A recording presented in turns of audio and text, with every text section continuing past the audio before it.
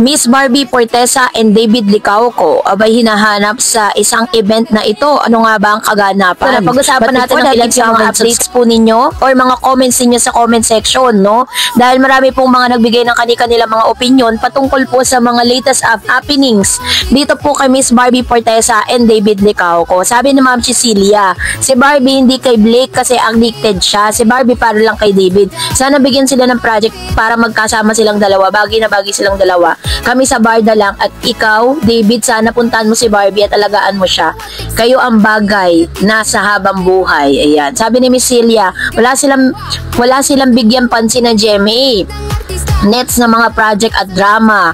Ito yung kanyang komento patungkol dito. Alam nyo, marami na po talaga mga nakakamiss na talaga sa presensya ni David tsaka ni Barbie, talagang medyo mailap ang mga updates patungkol sa kanilang dalawa kasi wala naman pong latest happenings patungkol sa kanila pa eh.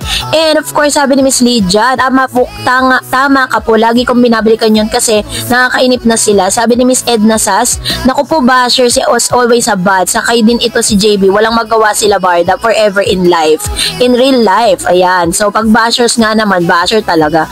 Sabi naman Miss Relio sa photo, hello Miss Areds, musta na, ingat ka palagi, team panatag ako, Barda lang sapat na. Sabi ni Pranyap, alam nyo po matitigil lang ang Barson na yan kung di bibigyan ng pansin. Anyway, solid hashtag Barda fans know better what's the real story, they're just jealous and envious of hashtag Barda.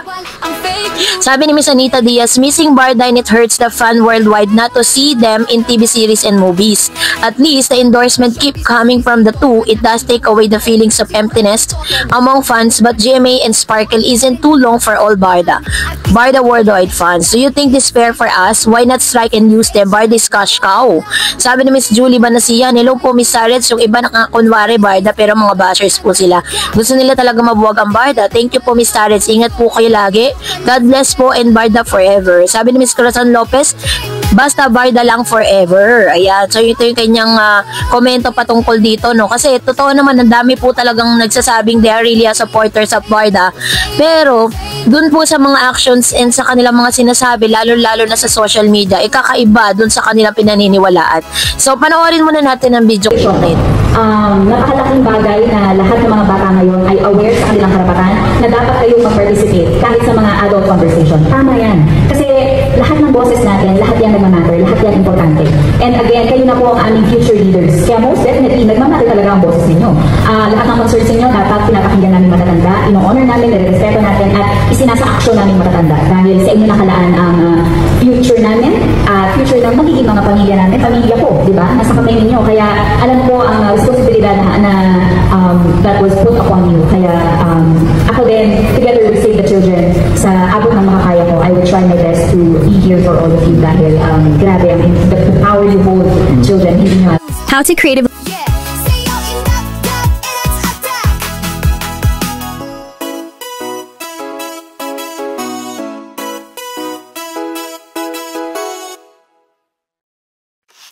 Heads TV.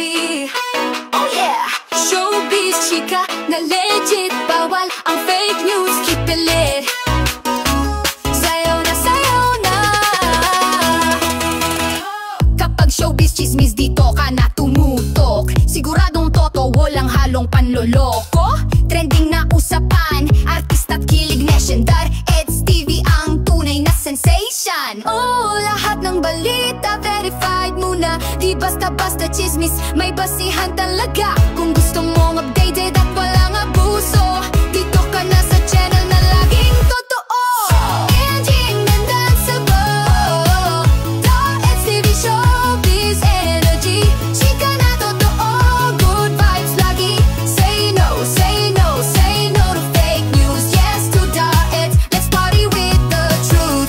Muling pinagtibay ng GMA Network at Save the Children Philippines ang kanilang partnership noong Lunes ng November 24, 2025. Ayon sa Chika Minute sa 24 oras noong Lunes, nilagdaan ni GMA Network Senior Vice President Attorney Annette Gozon Valdez at the Save Children Philippines CEO Attorney Alberto Muyot ang pagpapanibago ng kontra kanina sa GMA Network sa Quezon City. Noong 2024, sa pagdiriwang ng International Day of Peace, inihayag ng GMA Network Incorporated at the Save Children Philippines ang kanilang makasaysayang pagtutulungan na naglalayong isulong ang mga karapatan ng mga batang Pilipino. Layo nito na gamitin ang lakas ng media upang magtaas ng kamalayan, maglunsad ng advokasya at positibong pagbabago para sa mga bata sa Pilipinas.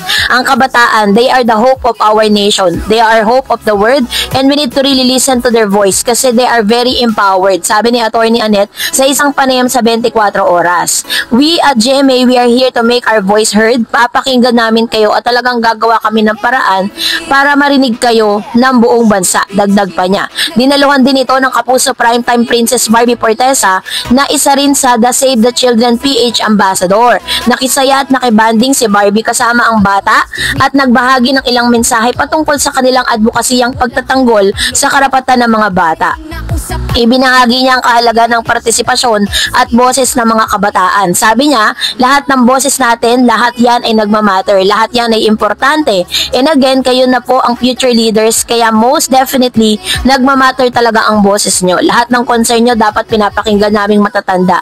Ino-honor namin, nire-respeto namin at ina-actionan naming matatanda. Dahil sa inyo nakalaan ang future namin at future na magiging pamilya namin, pahayag ni Barbie. Binigyan din ni Barbie ang mahalagang pakinggan ang mga kabataan at gumawa ng aksyon para tulungan sila dahil sa pag-asang susunod na henerasyon at ang pakikipagtulungan niya sa Save the Children ay isang paraan para maisakatuparan ang advokasiyang ito. Sa inyo nakalaan ang future namin at future na magiging pamilya namin. So, sina Barbie Fortesa at pambansang Ginoo David Licauco ay pinangalan ng mga ambassador ng Save the Children Philippines noong September 2024. Kaya naman po hindi po maiiwasan na hanapin ang presensya ni Mr. David Licauco dito po sa event na ito. And para lang po sa kaalaman po ng lahat kasi parang nababash na naman si David patungkol dito dahil bakit daw wala si David dyan sa event na yan. Dahil importanteng nandyan siya dahil isa siya sa mga ambassador. So, nung last Monday po, base po sa kanyang Instagram stories, nandun po siya sa Tatler. Meron po silang biggest event doon kasama ng ilang malaking stars. Nandun din po si Miss Catherine Bernardo na inatinan din po ng ilang mga stars na naroroon. No? Kaya po wala si Mr. David. It doesn't mean na umiiwas po siya or ayaw niyang makasama si Miss Barbie Fortesa. So, yun po yung paliwanag doon. So, kayo po, anong nyo sa loobin patungkol dito, mag-comment kayo sa comment section. That's it for today. For more videos and updates, please don't forget to like and subscribe, and please don't forget to follow my Facebook page, DarEds TV and DarEds channel. God bless everyone! Toto, walang halong panloloko.